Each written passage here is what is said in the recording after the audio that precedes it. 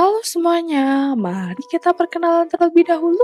Perkenalkan, nama saya Devili Aulia Zahra dengan NIM K762437 kelas 2B. Selamat menyaksikan semuanya. Kali ini saya akan membahas mengenai teori preferensi likuiditas dan derivasi kurva LM. John Maynard Keynes dalam bukunya yang berjudul The General Theory menjelaskan tentang tingkat bunga yang ditentukan dalam jangka pendek likuiditas atau teori preferensi likuiditas.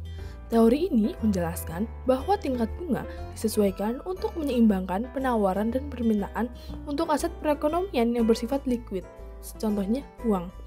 Serta teori ini merupakan kerangka untuk kurva LM.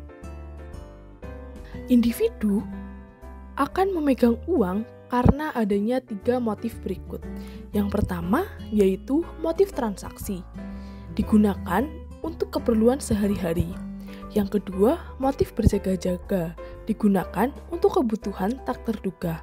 Yang ketiga, motif spekulasi, digunakan karena ekspektasi terhadap perubahan suku bunga dan harga obligasi. Permintaan uang real merupakan keinginan masyarakat untuk memegang uang berdasarkan nilai realnya, yaitu setelah disesuaikan dengan tingkat harga. Tingkat bunga merupakan faktor penentu dalam menentukan seberapa besar jumlah uang yang ingin disimpan oleh seseorang, mencerminkan biaya peluang atau opportunity cost dari menyimpan uang tunai dibandingkan menginvestasikannya. Rumusnya adalah M per P pangkat S sama dengan M bar per P bar, di mana M merupakan jumlah uang yang beredar dan P adalah tingkat harga. Maka M per P adalah penawaran keseimbangan uang real. Penawaran uang real yaitu jumlah uang yang tersedia dalam perekonomian dalam bentuk real. Keseimbangan pasar uang terjadi saat permintaan dan penawaran uang real sama, dan tingkat bunga akan menyesuaikan agar keseimbangan tercapai.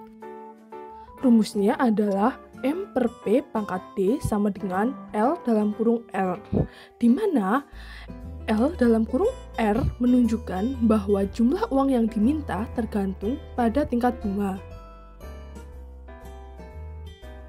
Selanjutnya adalah teori preferensi likuiditas yang dipresentasikan dalam bentuk kurva, di mana R yang berada di sumbu vertikal merupakan tingkat suku bunga nominal, sedangkan M per P pada sumbu horizontal merupakan jumlah uang real.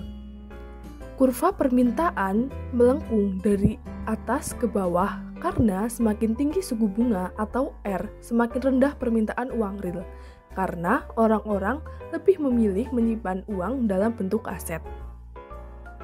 Garis vertikal penawaran menunjukkan adalah penawaran uang real yang tetap dan menunjukkan bahwa penawaran uang real tidak tergantung pada tingkat suku bunga, melainkan ditentukan oleh bank sentral. Titik perpotongan antara kurva permintaan LR dan garis penawaran uang M per P menunjukkan titik keseimbangan uang real. Jika tingkat harga tetap, namun terjadi penurunan jumlah uang yang beredar dari M1 ke M2, maka akan mengurangi penawaran keseimbangan uang real. Hal tersebut yang menyebabkan tingkat suku bunga meningkat dan menyebabkan terjadinya ekuilibrium yang baru. Selanjutnya yaitu derivasi kurva LM. Di sebelah kiri terdapat kurva pasar untuk keseimbangan uang real, di mana kenaikan pendapatan dari Y1 ke Y2 meningkatkan permintaan uang dan menaikkan tingkat suku bunga yang awalnya di R1 berubah menjadi R2. Lalu di sebelah kanan terdapat kurva LM yang menunjukkan hubungan antara tingkat bunga dan pendapatan. Jadi, semakin tinggi tingkat pendapatan, maka semakin tinggi tingkat bunga. Cukup sekian yang dapat saya sampaikan. Mohon maaf apabila ada kekurangan dan kesalahan, karena manusia tempatnya salah dan kesempurnaan hanya milik Tuhan. Terima kasih. Bye-bye.